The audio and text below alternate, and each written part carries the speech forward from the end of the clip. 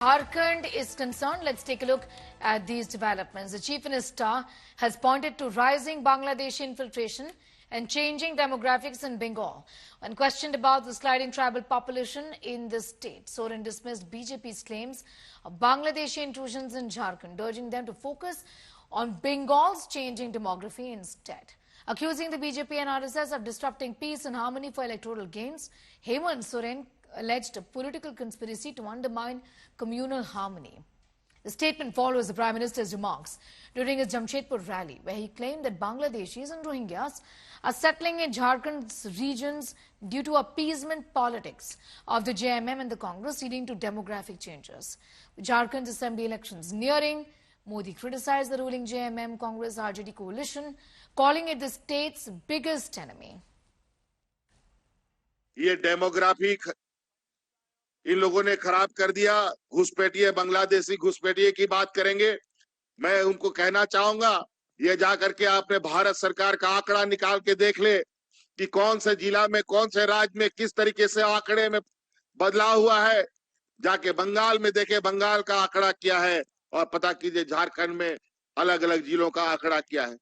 तो आसपास पता चलेगा कि यहाँ कोई डेमोग्राफी में बदलाव नहीं, सब अमन चैन से रह रहे हैं, खुशी अमन से रह रहे हैं। ममता बनर्जी, हेमंत सोरेन का सरकार परिवारवाद, तुष्टीकरण, भ्रष्टाचारी सरकार है।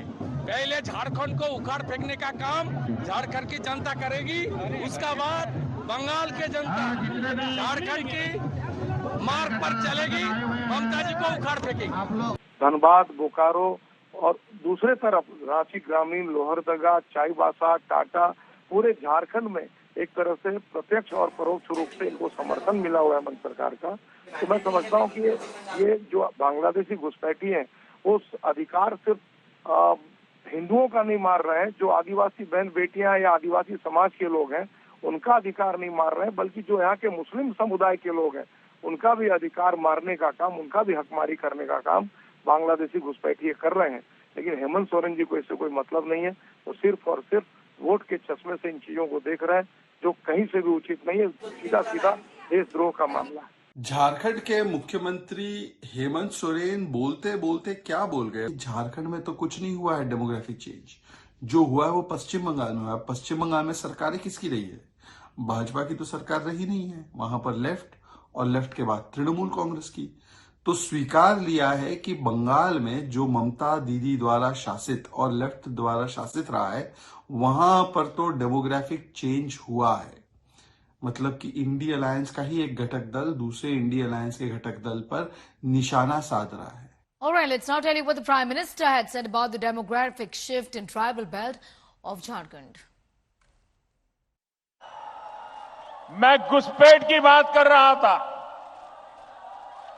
संथाल परगना में आदिवासियों की आबादी तेजी से कम हो रही है।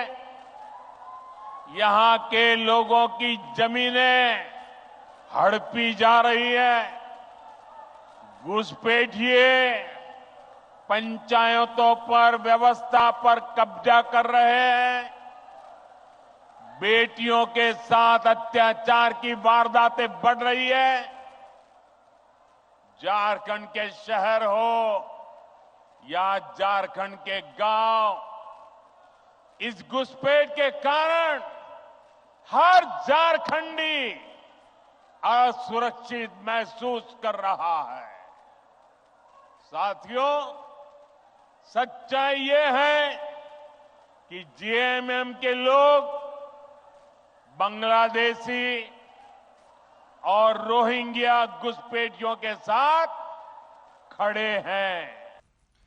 All right, Minister Sanjay Seth now joining us this morning. Thank you for your time. पूछना चाहूंगी कि इसे JMM ऐसे देखता है कि प्रधानमंत्री पोलराइज करने की कोशिश कर रहे हैं, पोलराइज करने की कोशिश कर रहे हैं। इस समय तो झारखंड के मुख्यमंत्री में और बंगाल में भी एक जंग छिड़ गई है घुसपैठियों को लेकर। आप कैसे देखते हैं इन डेवलपमेंट्स को?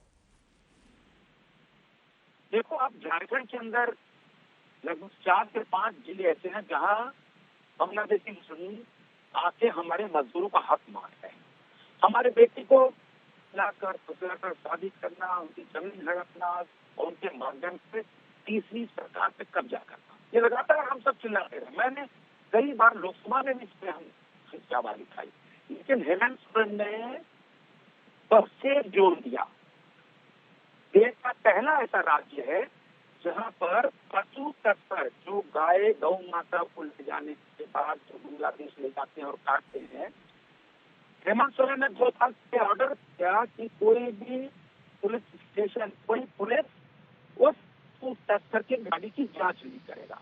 मन बढ़ाया, तुष्टीकरण किया, सेफ जोन दिया, और जिसका परिणाम है कि जो गौ माता का तस्कर करने वालों को कोई रोक टोक नहीं है, उसके माध्यम से हजारों हजार लोग झारखंड में आके बस गए। मैं तो रांची का सांसद हूँ। रांची में कैपिटल में यह हालत है कि हाँ, जो मजदूर है बांग्लादेशी मजदूर वहां के बस गए। हमारा मजदूर जो 120 रुपए में दिन में दिहाड़ी करता है, बांग्लादेशी मुसलमान, बांग्लादेशी जो घुसपैठिए हैं, वो 70-80 रुपए में काम कर रहे हैं। तो हमारी बेटी भी गई, हमारी जमीन भी गया, हमारी जो सरकार, तीसरी सरकार, वो भी गई, हमारा मजदूर का हक भी मारा गया। ये है हेमंत सोरेन। और दूसरी ओर हम तो कह रहे हैं, हाँ, बंगाल में भी यही हुआ। अब तो हेमंत सोरेन ने ममता बनर्जी पे सीधा सवाल किया है, अब ये दोनों पार्टनर है, जवाब दो। ये दोनों सिक्कों के 2 पहलू हैं, एक बंगाल की ममता और यहाँ पे हेमंत सोरेन। दोनों ने तुष्टीकरण के तहत वोट बैंक बनाने के लिए, वोट बैंक सुरक्षित करने के लिए यह सब कुकर्म किया है। और आज आम आदिवासी पीड़ित है, उनका हक मारा जाएगा, कौन जवाब देगा? सर, बन्ना गुप्ता झारखंड के मंत्री भी हमारे साथ जुड़ चुके हैं। बन्ना गुप्ता कांग्रेस पार्टी से और यहाँ के स्वास्थ्य मंत्री हैं। बन्ना गुप्ता, पूछना चाहूंगी आपसे कि कैसे देखते हैं आप इस स्टेटमेंट को प्रधानमंत्री की तरफ से, जो कि कह रहे हैं कि यहाँ पर भी घुसपैठिए आकर बैठ गए हैं क्योंकि यहाँ की जो सरकार है, आपकी जो सरकार है, वो अपीजमेंट पॉलिटिक्स कर रही है। मैडम जी, हम आपसे ये कहना चाहते हैं कि बॉर्डर सिक्योरिटी फोर्स ये भारत सरकार की एजेंसी है, जिसकी जवाबदेही जिम्मेवारी है माँ भारती की सीमाओं को सुरक्षित रखना, ये उनकी जवाबदेही है। Who is the responsible person? केंद्र सरकार रिस्पॉन्सिबल है। और यदि बांग्लादेशी घुसपैठी घुसे हैं तो ये आपकी जवाबदेही है। आपको किसने रोका है? कोई हमारी सरकार का कोई भी एक पत्र या कोई संवाद ये दिखा दें कि हमने इनके काम में अड़चन पैदा की है, तो ये बताएं। अभी मैं सुन रहा था, पता नहीं हो सकता संजय सेठ साहब की आवाज सुन रहा था, वो गौवंश की बात कर रहे हैं। मैं अभी आपका विजुअल जो चल रहा है वो सुन रहा था।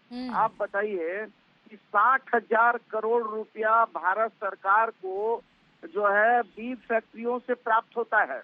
और जब मोदी जी नहीं बने थे प्रधानमंत्री, उस समय बीफ फैक्ट्री जो है, वो बीफ फैक्ट्री दुनिया का, हिंदुस्तान 1 नंबर नहीं था। इनके नेतृत्व में दुनिया का 1 नंबर बीफ फैक्ट्री हो गया है और 60,000 करोड़ रुपया इनको राजस्व प्राप्त हो रहा है।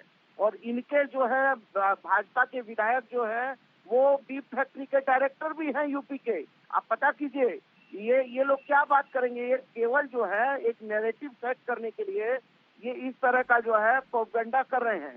ये सरकार को बदनाम करने के लिए इस तरह का झूठा दुष्प्रचार कर रहे हैं। अरे भाई, आपके मुंह से तो शोभा नहीं देता है गौवंश की बात करना। आप क्या बात कर रहे हो? देश में 60,000 करोड़ रुपया आप राजस्व प्राप्त कर रहे हैं गौवंश से। आपको यदि इतना गौ माता से प्यार है तो आप तुरंत जो है बीफ फैक्ट्री बंद कीजिए और आपके जो विधायक उसके डायरेक्टर हैं उनको पार्टी से निकाल बाहर कीजिए। आप क्या बात करिएगा? कड़वा कड़वा, थू थू, मीठा मीठा, आहा। तो मैं निश्चित तौर पर ये कह सकता हूँ कि ये नैरेटिव सेट करने के लिए इस तरह की बात कर रहे हैं। और यदि आपको लग रहा है कि तब तो फिर इजराइल में जैसा हुआ तो वही हिंदुस्तान में भी हो जाएगा कि जो सीमाओं में यदि बॉर्डर सिक्योरिटी फोर्स कमजोर हो रहा है तो कल तो आतंकवादी भी हमले कर सकते हैं। तो ये तो इनकी जवाबदेही जिम्मेवारी है। उल्टा चोर कोतवाल को डांटे। बताइए, ये गलती खुद कर रहे हैं और ये हम पर ये तोहमत लगा रहे हैं। तो मैं तो निश्चित तौर पर ये कहना चाहता हूँ कि भाजपा को किसी ने रोका नहीं है, लेकिन ये चुनाव को देखकर इस तरह की बात करेंगे। कभी बोलेंगे कि शमशान कब्रिस्तान की बात करेंगे, हिंदुस्तान पाकिस्तान की बात करेंगे, हिंदू मुसलमान की बात करेंगे। तो ये शोभा नहीं देता है देश के प्रधानमंत्री जी को, और भाजपा को ये बोलना शोभा कतई नहीं देता है। इसलिए मैं इनसे कहूंगा कि आप देश से माफी मांगिए। और इनके जो है वो असम के मुख्यमंत्री आ रहे हैं और आकर जो है असम डूब रहा था और ये यहाँ नेतागिरी कर रहे थे। असम के मुख्यमंत्री जी की तो बात ही नहीं समझ में आती है। जी शुक्रिया बना गुप्ता जी, शुक्रिया हमारे साथ जुड़ने के लिए और अपने व्यूज यहाँ पर शेयर करने के लिए। I'm going to thank in fact the minister from Jharkhand there. Politics continues on this matter. Satyajit continues to be with us. Satyajit, it's not just between the JMM and the BJP on one hand, but the JMM is also in fact talking about infiltration and these attempts in the state of West Bengal, isn't it, actually? Yes, of course, this has become a political issue. BJP is trying to rake it up since the beginning when the state was all set and the state,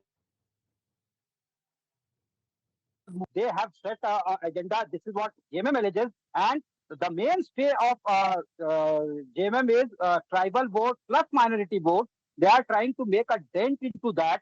That is what the political expert says.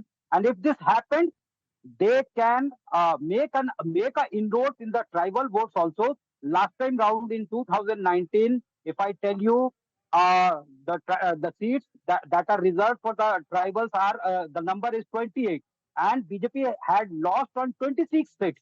So they are eyeing the tribal seats. They are trying to formulate a strategy how they can make a deep inroad into the tribal vote bank. This is what the expert says.